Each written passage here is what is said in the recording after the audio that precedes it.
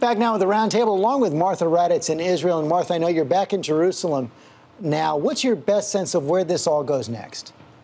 George, I think one thing that was made very clear to me today by the Israelis is that there will be more of those small commando raids into Gaza to look for those long-range rocket launchers and the rockets.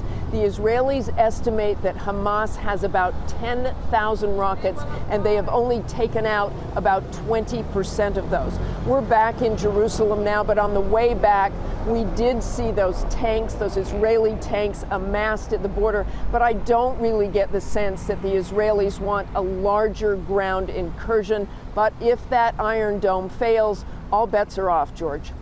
No question. That's right, Martha. Bill, you followed Prime Minister Bibi Netanyahu for an awful long time. Do you buy what is becoming, I think, a little bit of conventional wisdom that he is quite reluctant to go in on the ground? Yeah, and I think a lot of Israeli prime ministers have been. It's a small country, and you're talking about casualties on both sides. If you go in on the ground in a way that you can minimize, perhaps, if you fight mostly from the air. So, look, if we'll see how effective the air campaign is. I think he'd much prefer not to go in on the ground.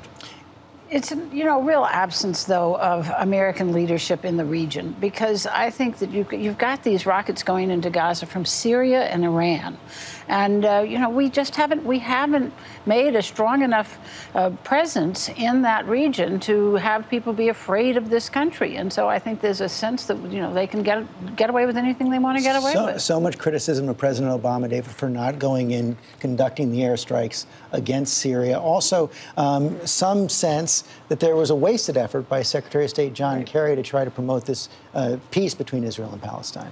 Well, I think this is a clarion call for the fact that we need to continue to pursue peace. I mean, this neighborhood's getting more and more unstable. At some point, there needs to be a peace agreement. Obviously, it's not going to happen in the immediate future. But I think in terms of, let's look at Iron Dome.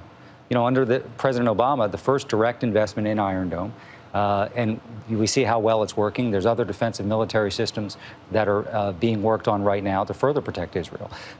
But the notion that somehow you should step back and not pursue peace, at some point there's going to have to be peace in this region. Has to be.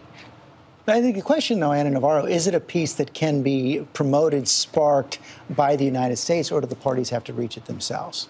I think both. I think that we cannot give up having a role in the region and playing peace broker and bringing the parties together, not only those parties, but also other countries and governments that can influence the two parties. But at the same time, America must support Israel. Hamas needs to stop shooting rockets at Israel. Israel has the right to protect her citizens. At the same time that we try to and ask for a de-escalation of this, because it can only spiral out of control and cost many, many lives. Can any institution, any country, any government out there really have leverage over Hamas?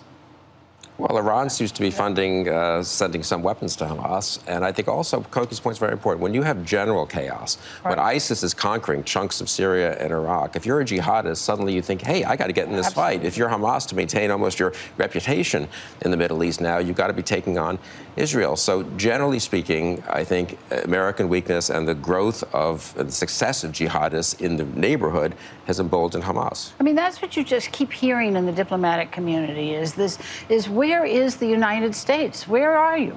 And Syria being the best example. If we had been in Syria a lot sooner, maybe all of this wouldn't be happening. Who knows? But except in Syria, we would have been on the side of ISIS. Well, except they wouldn't have been ISIS at that point. They weren't ISIS yet. I mean, we helped create ISIS.